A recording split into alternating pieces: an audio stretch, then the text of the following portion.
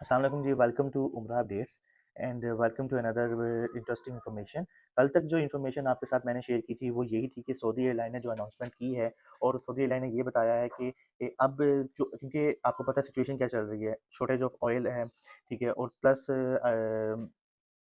Iran और India की जो जंग चल रही है उसकी वजह से जो शॉर्टेज ऑफ ऑयल है, पाकिस्तान से जो फ्लाइट सऊदी अरब की जाएंगी बाय सऊदी एयरलाइन, उसमें उन्होंने बैगेज कम कर दिया है। पहले ये होता था कि 30 kg के 2 बैग्स अलाउ होते थे, और फिर अब उन्होंने ये पॉलिसी चेंज कर दी है कि 30 kg का एक ही बैग होगा। अब कहा ये जा रहा है कि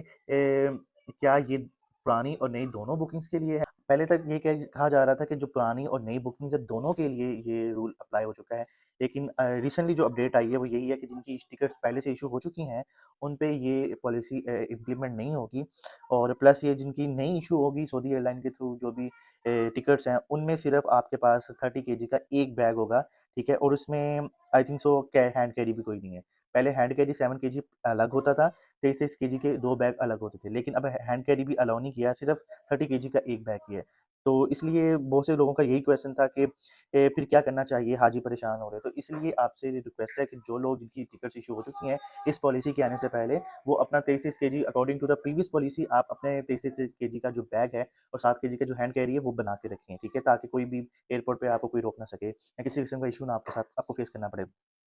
और दूसरा ये कि अगर आपने आप इस पॉलिसी के बाद अपनी चेंज करवाई है तो काइंडली आप 30 kg का एक ही बैग रेडी कीजिएगा, अदरवाइज आपको ऑफलोड कर दिया जाएगा और आपको एयरपोर्ट पे इशू फेस करना पड़ सकता है। सो ये थी आज तक की अपडेट। इंशाल्लाह जैसे ही